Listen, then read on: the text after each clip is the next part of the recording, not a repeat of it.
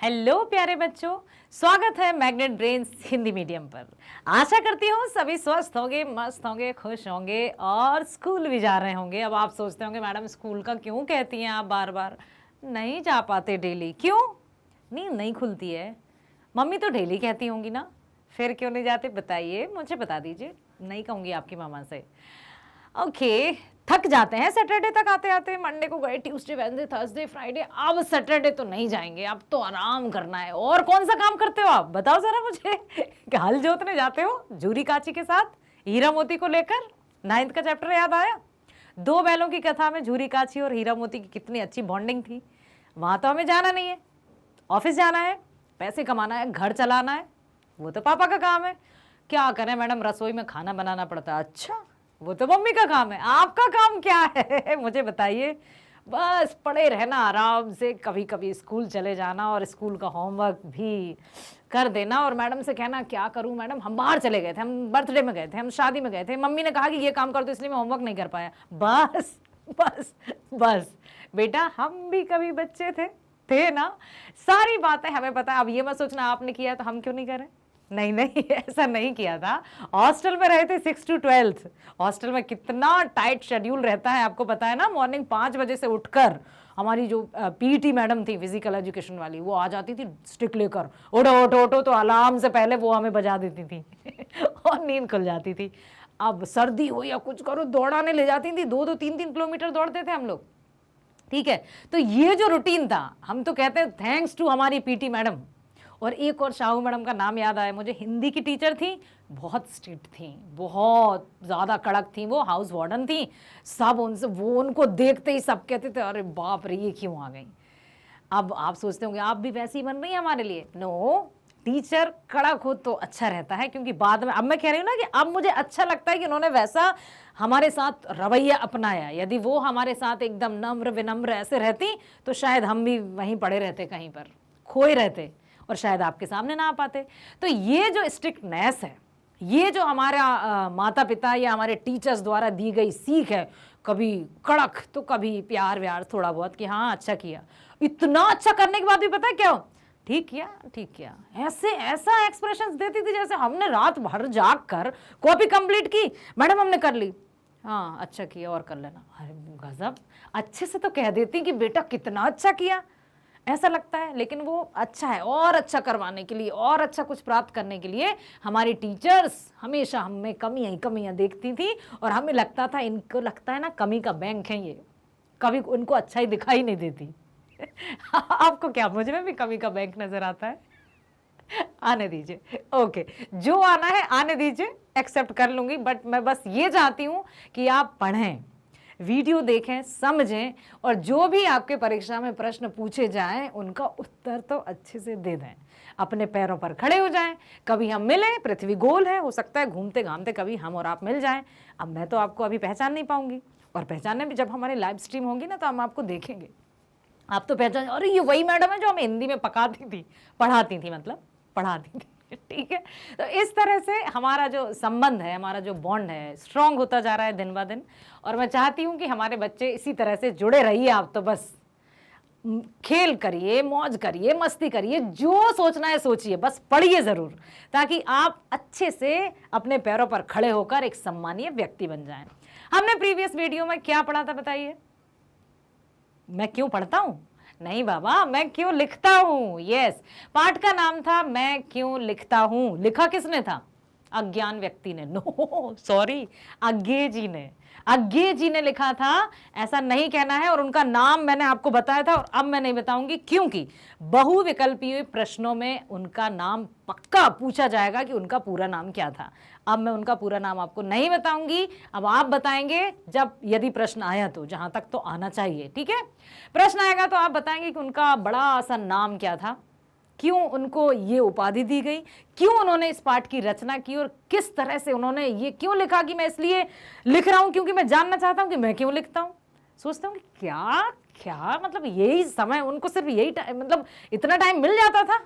हाँ, समय का हम सदुपयोग करते हैं तो हर काम के लिए हमारे पास समय निकल जाता है, इसलिए बहाने वहाने नहीं करना मेरे सामने, ठीक है। आइए चलते हैं बहुविकल्पीय प्रश्नों की ओर। पहला प्रश्न, प्रत्यक्ष अनुभव की अपेक्षा कौन लेखन में मदद करता है? बताइए, प्रत्यक्ष जो अनुभव है उनकी अपेक्षा लेखन कार्य में मदद कौन करता है? चित्र, अनुभूति, मेहनत या बहुत सारी जानकारियां, इंफॉर्मेशन? बताइए जल्दी, एक तो है इनमें से, क्या है वो? अनुभव के साथ साथ लेखक ने किसको महत्वपूर्ण बताया था? अज्ञे जी ने किसको महत्वपूर्ण बताया था कि अनुभव तो ठीक है, लेकिन इनके साथ यदि इनमें से कुछ एक हो तो लेखन का आनंद ही कुछ अलग है। अनुभूति, क्यों? अनुभव से मिलता जुलता है। चेक कर लेते हैं, आपका हो सकता है तुक्का या समझदारी सही हो। बिल्कुल सही है, वेरी गुड। चलते हैं अगले प्रश्न की ओर। कैसे लोग बाहरी दबाव के बिना नहीं लिख सकते हैं? हाँ, मैं बताऊं एक बात कि कुछ लोगों पर जब तक बाहरी प्रेशर नहीं होगा ना, वो काम ही नहीं करते हैं। जब तक दो आंखें उनको घूरती हुई नजर नहीं आएंगी, वो काम करने नहीं बैठते हैं। जब तक टीचर स्ट्रिक्ट होकर यहां खड़ी नहीं हो जाएगी, तब तक हम लिखना ही नहीं चाहते, हम पढ़ना ही नहीं चाहते कि मैडम आएंगी तब शुरू कर देंगे, अभी तो बस बातें कर लेते हैं या थोड़ा सा हेड डाउन कर लेते हैं। बहुत तरह तरह की बातें आपको आती हैं, ठीक है। तो अब बताइए कि कैसे लोग बाहरी दबाव के बिना लिख ही नहीं पाते, उनको बाहरी दबाव चाहिए तभी वो लिख पाते हैं। जो आलसी होते हैं, जो लाचार होते हैं, जो चापलूस होते हैं, या जो दूसरों की नकल करते हैं। बहुत अच्छे ऑप्शंस आ रहे हैं, अब आपको बताना है। अनुभव और अनुभूति थोड़ा मैच कर रहा था। अब इसमें बताइए कि कैसे लोग बाहरी दबाव के बिना नहीं लिख सकते, उन पर बाहरी दबाव होगा तब शायद कुछ लिखने के लिए रेडी हो जाएं। तो जो आलसी होते हैं, लाचार होते हैं, चापलूस होते हैं, या दूसरों की नकल करते हैं। लगाइए अनुमान, अपनी बुद्धि को थोड़ा सा जागृत कीजिए कि क्या हो सकता है। आलसी, आलसी लिखेगा? आलसी तो नाक पे बैठी हुई मक्खी भी नहीं भगाएगा।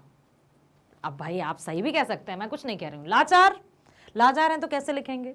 चापलूस भी लिखते हैं। दूसरों की नकल, हाँ, नकल भी अकल से की जाती है, मतलब ऑप्शन कोई नहीं। और लेकिन एक ऑप्शन तो यह ही नहीं कि इनमें से कोई नहीं है, तो इसी में से बताइए, जल्दी बताइए। जो लाचार होते हैं, मतलब लिखना तो चाहते हैं, कुछ करना तो चाहते हैं, धन कमाना भी चाहते हैं। कभी कभी पास्ट में कुछ लिखा होगा, किसी ने कहा था कि आप अच्छा लिखते हैं, लेकिन अब लाचार हैं, नहीं लिख पा रहे हैं, तो फिर दूसरे लोग उनको प्रेरित करेंगे, दूसरे लोग उनको दबाव देंगे कि नहीं आपको लिखना है, आपको इतने रुपए मिलेंगे जिससे आप ये कर पाएंगे, या फिर यदि आपने नहीं लिखा तो आपको ऑफिस से निकाल दिया जाएगा। अब डर के कारण लिखना है, लाचारी साइड में रख देना है, थोड़ा सा बंद करके सूटकेस में।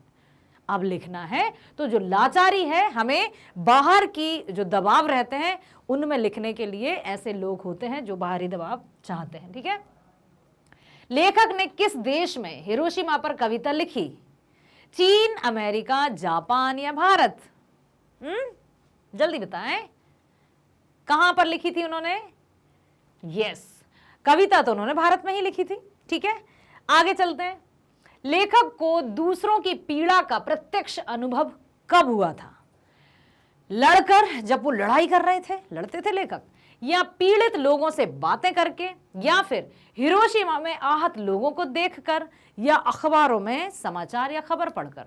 कब उनको लगा प्रत्यक्ष रूप से उनकी पीड़ा का या उनके दुख का, दर्द का अनुभव कब हुआ था लेखक को? लड़कर?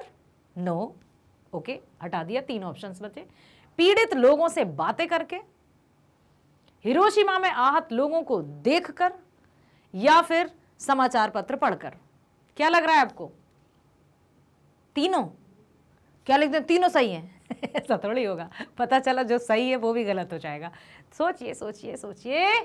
यस, जब वे अस्पताल गए थे, याद कीजिए, अस्पताल गए थे और जब उन्होंने आहत लोगों को देखा था तो उनकी रूह कांप गई थी और उन्हें ऐसा लगा कि मैं भी उसी समय, ऐसा लगा उन्हें कि मैं भी था, वो स्वयं भोक्ता बन गए थे, ठीक है।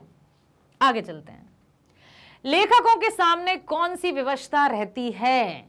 आर्थिक आवश्यकता, प्रकाशक के तकाजे, संपादकों का आग्रह और उपर्युक्त सभी।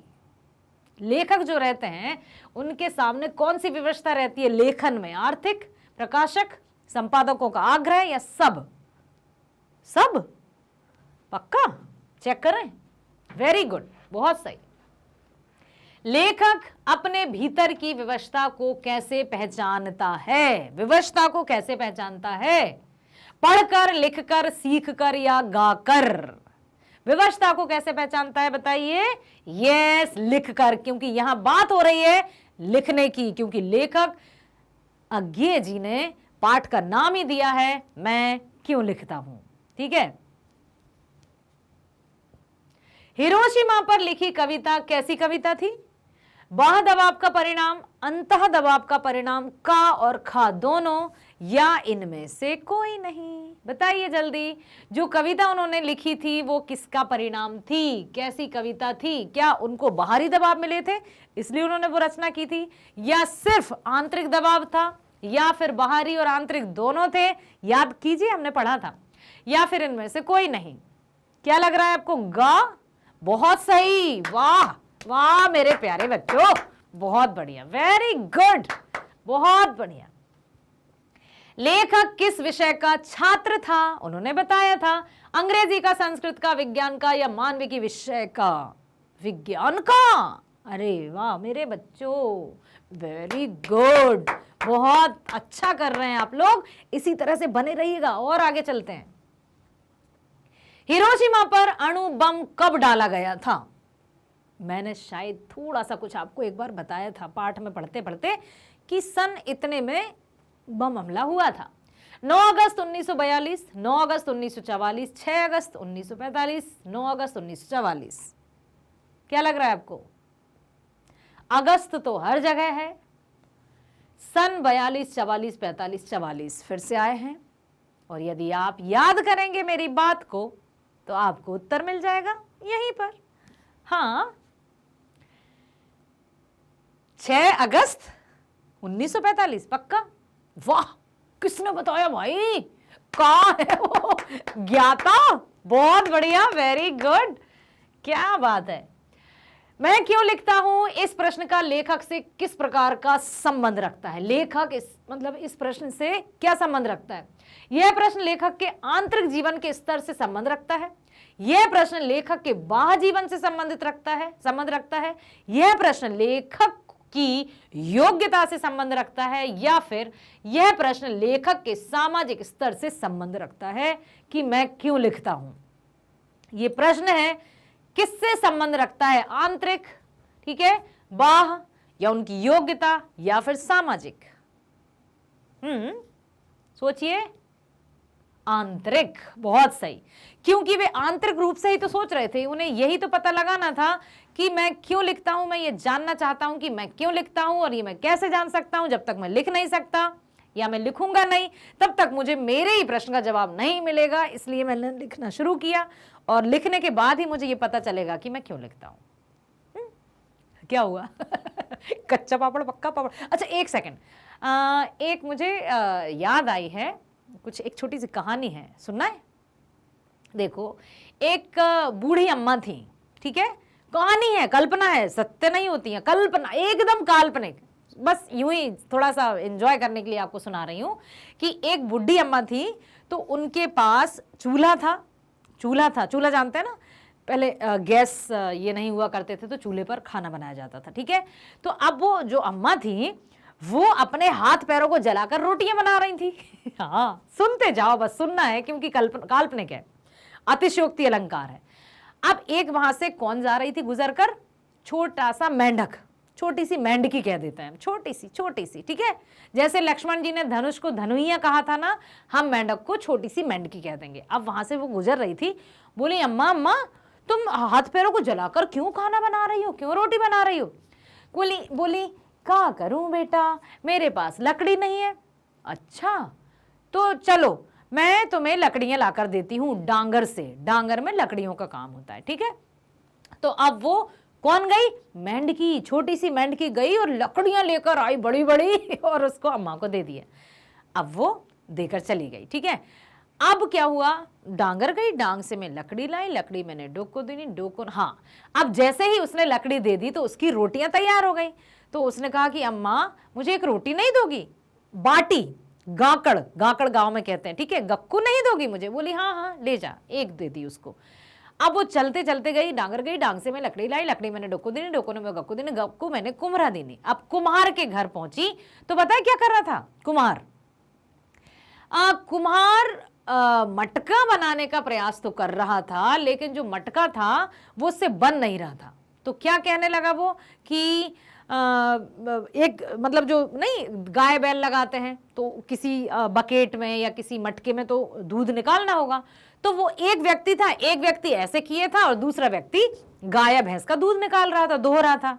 तो मेंढकी बोली कि भैया आप ये क्यों कर रहे हैं? बोले क्या करूं, मटका ही नहीं है हमारे पास, इसलिए हमें ऐसे इसमें दूध निकालना पड़ रहा है अंजलि में, और इसी को भर के हमको रखना पड़ रहा है। बोली ओहो, ऐसे तो बड़ी परेशानी होगी, फिर क्या करें? बोले रुको रुको मैं मटकी लेकर आती हूँ। तो वो कुम्हार के घर गई और मटका लेकर आई, मटका लेकर आती है और उनको दे देती है, वो खुश हो जाते हैं।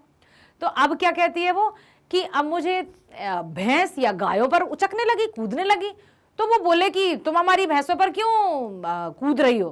बोले क्यों, नहीं कूदूंगी क्या? बोले क्यों भाई? कहले क्योंकि मैं डांगर गई, डांग से मैं लकड़ी लाई, लकड़ी मैंने डोको दीनी, डोको ने मैं गक्कू दीनी बाटी, गक्कू मैंने कुमरा दीनी, कुमरा ने वो मटकी दीनी। अब मटकी मैंने आपको दी है तो क्या आप मुझे एक गाय नहीं दोगे? आपके पास तो इतनी सारी गाय है। तो उसने गाय दे दी, ठीक है। अब वो चली गई तो राजा के नगरी में पहुंची। राजा का जो छोटा सा राजकुमार था वो कह रहा था मैं तो गाय का दूध ही पीऊंगा, मुझे ये वाला दूध नहीं पीना, रोए जा रहा था। राजा, वहां के मंत्री, वहां की दासियां सब परेशान कि छोटे से कुंवर साहब को कैसे चुप कराया जाए। मेंढकी वहां पर पहुंची, बोले क्या हुआ, क्या हुआ राजकुमार? बोले क्या करें मेंढकी, इसको गाय का दूध पीना है। बोले अच्छा लो ये रही तुम्हारी गाय, अब मैंने तुम्हें दे दी है। बोले अरे थैंक यू सो मच, या धन्यवाद जो भी कहा। राजा के तो पहले बहुत सारी रानियां रहती थी, तो वो जाकर रानियों पर कूदने लगी। राजा ने कहा मेंढकी तुम हमारी रानियों पर कूद कर क्यों उन्हें परेशान कर रही? बोले राजा साहब ऐसे ही नहीं कूद रही हूं। बोले तो क्या हुआ? डांगर गई, डांग से मैं लकड़ी लाई, लकड़ी मैंने डोको दीनी, डोको ने वो गक्कू दीनी, गक्कू मैंने कुम्हरा दीनी, कुम्हरा ने वो मटकी दीनी, मटकी मैंने गुजर दीनी, गुजर ने वो भैंस दीनी, भैंस मैंने राजा दीनी, राजा मुझे एक रानी नहीं दे सकता है। बोले अच्छा ठीक है ले जाओ। रानी दे दी। अब क्या हुआ, वो पहुंची बाजार में रानी के साथ। कुछ भी हो रहा है, अतिशयोक्ति अलंकार, आप ये मत सोचना ये कैसे हो सकता है, अतिशयोक्ति अलंकार, ठीक है। तो वो वहां पहुंची तो एक ढोलक जो बेचने वाला था बेचारा, उसके घर में कोई स्त्री नहीं थी और वो खुद ही बना रहा था, बेचने जाता परेशान होता। वो कहती मेंढकी उनके घर पहुंची। बोले ऐसा क्यों किया? बोले क्योंकि घर में कोई औरत नहीं है। तो रानी ने उसको दे दिया। बोले आप रानी यहाँ पर इसका मतलब देख रेख करो, खाना वाना बनाओ। बोले ठीक है। अब वो चली उसके ढोलक पे कूदने लगी। बोले क्यों कूद रही हो, क्यों, ढोलक फूट जाएंगी ना। बोले क्यों, क्यों ना कूदू मैं? डांगर गई, डांग से मैं लकड़ी लाई, लकड़ी मैंने डोको दीनी, डोको ने मैं गक्कू दीनी, गक्कू मैंने कुम्हरा दीनी, कुम्हरा ने वो मटकी दीनी, मटकी मैंने गुजर दीनी, गुजर ने वो भैंस दीनी, भैंस मैंने राजा दीनी, और राजा ने मुझे रानी दी और रानी मैंने तुमको दी, तो तुम मुझे एक ढोलक नहीं दे सकते? बोले यस ले जाइए। और वो खूब खुश हुई, रानी के बदले ढोलक मिली। टिम्बकटू। यहाँ पर स्टोरी खत्म होती है। तो ये एक टंग ट्विस्टर टाइप है। आप इस तरह के टंग ट्विस्टर याद कर लीजिएगा जब कभी क्लास में कुछ रोचक अंदाज वाली कुछ एक्टिविटी हो, कुछ गतिविधियां हो, तब आप ये सुना दीजिएगा तो मजा आ जाएगा, ठीक है। अब चलते हैं कि ये आंतरिक प्रेरणा से लिखा उन्होंने, ओके। अनुभूति के स्तर पर विवशता को लेखक ने क्या कहा? बौद्धिक स्तर से आगे की बात, बौद्धिक स्तर से पीछे की बात, बौद्धिक स्तर की बात, या फिर व्यवहार की बात? अनुभूति के स्तर पर विवशता को लेखक ने क्या कहा है बताइए? बौद्धिक स्तर से आगे की बात कहा है विवशता को, या फिर पीछे की, या फिर सिर्फ बौद्धिक स्तर की ही बात, या फिर व्यवहार की बात? बौद्धिक स्तर समझते हैं, मेंटल लेवल। बौद्धिक स्तर से आगे की बात, क्योंकि वो कल्पना में सोचते थे। जब वो अस्पताल गए और उन्होंने देखा कि आहत किस तरह से लोग तड़प रहे हैं, तो उन्होंने कल्पना की कि अब इनका क्या होगा, पीछे किया हुआ क्या, किस तरह से इन्होंने सहा होगा, अब इनका क्या होगा। तो वो फ्यूचर में भी चले गए थे, ठीक है। तो ये बौद्धिक स्तर से आगे की बात होती है, अनुभूति, कल्पना से संबंधित, ठीक है, इमोशन से रिलेटेड। इस पार्ट में किस देश की यात्रा का वर्णन है? मंगोलिया, अमेरिका, जापान या चीन? जल्दी बताइए। जापान, यस जापान, बहुत बढ़िया। अनुभूति किसके सहारे सत्य को आत्मघात कर लेते हैं? अनुभूति किसके सहारे बताइए? अनुभव के, संवेदना के, कल्पना के, ख और गा दोनों बताइए। हाँ, अनुभूति किसके सहारे सत्य को आत्मसात कर लेते हैं? आत्मसात, ठीक है, बताइए। खा और गा दोनों संवेदना के भी और कल्पना के। जस्ट अभी मैंने कहा था ना बेटा कि अनुभूति कल्पना से संबंधित होती है और अनुभव हमारे साथ जो घटित हो रहा है वो अनुभव है। अनुभूति कल्पनाओं में चली जाती है, तो कल्पना और संवेदना, इमोशंस, दोनों मिलकर अनुभूति बनाती हैं। ठीक है, अनुभव और अनुभूति में क्या अंतर है? अनुभव आवश्यकता है और अनुभूति लक्ष्य। अनुभव से अनुभूति प्राप्त होती है, अनुभव अनुभूति से गहरा होता है, अनुभव से अनुभूति गहरी होती है। क्या है ये सब बताएंगे आप कि अनुभव और अनुभूति में अंतर क्या है? क्या अनुभव आवश्यकता है और अनुभूति लक्ष्य, या फिर अनुभव से अनुभूति प्राप्त होती है, या फिर अनुभव अनुभूति से गहरा होता है, या फिर अनुभव से अनुभूति गहरी चीज है? क्या लग रहा है? अपने हिसाब से बताइए आप, आपको क्या लगा लास्ट? अरे वाह अनुभव से अनुभूति गहरी चीज होती है, क्योंकि अनुभव तो वही है जो आसपास की भौतिक चीजें या जो हम देख पाते हैं, ठीक है, वो अनुभव से है, लेकिन अनुभूति तो बहुत गहराई तक जाती है, जैसे अथाह सागर। ठीक है, लेखक क्यों लिखता है बताइए? बाहरी दबाव के कारण, भीतरी व्यवस्था के कारण, का और खा दोनों, या इनमें से कोई नहीं? का और खा दोनों। सभी लेखक कृतिकार क्यों नहीं होते? यस, अब मैं आपको बता दूं, लेखक और कृतिकार में अंतर होता है, तो सभी लेखक कृतिकार क्यों नहीं होते हैं? कृतिकार वही है जो अपनी कृति से समाज को कुछ देता है। कृतिकार होने और लेखन कार्य में बहुत अंतर है। कृतिकार विद्वान ही हो सकता है। कृतिकार बनने के लिए दूसरों की रचनाओं को भी पढ़ना पड़ता है, या कृतियों को भी पढ़ना पड़ता है। तो बताइए सभी लेखक कृतिकार क्यों नहीं होते? क्योंकि का कृतिकार वही है जो अपनी कृति से या रचना से समाज को कुछ दे, समाज के हित के लिए जो कार्य करता है वही कृतिकार है। कहां लेखक को जले हुए पत्थर पर एक लंबी उजली छाया दिखाई दी थी, बिल्कुल इस तरह से पत्थर पर अंकित? चीन में, अमेरिका में, जापान में, या ऑस्ट्रेलिया में? जल्दी बताइए। जापान में। यस। लेखक ने हिरोशिमा पर कविता लिखने की प्रेरणा किससे मिली लेखक को? हिरोशिमा की यात्रा के समय एक पत्थर पर उभरी मानव छाया से, या फिर अपने पड़ोसियों से, या फिर अपनी मां से, या फिर अखबार में छपे लेखों से? किससे मिली थी उनको प्रेरणा? जल्दी बताइए, का लग रहा है या फिर का ही है? यस। लेखक अपने सम्मुख कौन सा भेद बनाए रखता है? कौन सी रचना अच्छी है और कौन सी नहीं? कौन सी रचना समाज के लिए उपयोगी है? कौन सी रचना भीतरी प्रेरणा का फल है और कौन सी बाहरी दबाव का? किस रचना को लोग पसंद करेंगे? इस तरह से उन्होंने क्या किया है अपने मन में। फिर से देखिए, लेखक अपने सम्मुख कौन सा भेद बनाए रखता है? भेद, सीक्रेट अपने अंदर कौन सा उन्होंने भेद मतलब देखिए, भेद का अर्थ अंतर भी है, भेद का मतलब सीक्रेट भी है कि भेद, किसी को भेद नहीं बताना है। ठीक है, तो कौन सी रचना अच्छी है या कौन सी नहीं? कौन सी रचना समाज के लिए उपयोगी है? कौन सी रचना भीतरी प्रेरणा का फल है? कौन सी बाहरी दबाव का? किस रचना को लोग पसंद करेंगे? किस तरह का भेद छुपा कर रखा है उन्होंने? कौन सी रचना भीतरी प्रेरणा का फल है और कौन सी बाहरी दबाव का? यस, ये बहुत बड़ी बात कही है उन्होंने कि हर कोई सिर्फ और सिर्फ आत्म प्रेरणा से प्रेरित होकर ही रचना नहीं करते हैं। हमने देखा ना बेटा प्रश्न अभ्यास में कि बाहरी दबाव भी लेखन के लिए प्रेरित करते हैं। दबाव सामाजिक, आर्थिक, कभी कभी संपादकों का तकाजा, बाहरी परिस्थितियां लेखन के लिए प्रेरित भी करती हैं और दबाव भी डालती हैं। समझ आया? आगे चलते हैं। मैं क्यों लिखता हूं पाठ के लेखक कौन है? अच्छा, प्रश्न इस तरह से आया है कि मैं क्यों लिखता हूं पाठ के लेखक कौन है? हरिवंश राय बच्चन जी, शमशेर बहादुर सिंह जी, या सचिदानंद, हीरानंद, वात्सायन, अज्ञे जी, या मुंशी प्रेमचंद जी? अब आप सोच रहे होंगे मैडम हमें तो लेखक का पूरा नाम पता चल गया, क्या है? हीरानंद सच्चिदानंद हीरानंद वात्सायन अज्ञे जी, और मैं क्यों लिखता हूं, इन्हीं की रचना है। ठीक है, वेरी वेरी गुड। यस, आशा करती हूं आपने वीडियो और हमारे साथ जो अभी हमने क्लास ली और आपने हमारा साथ दिया उसको एंजॉय किया होगा, है ना।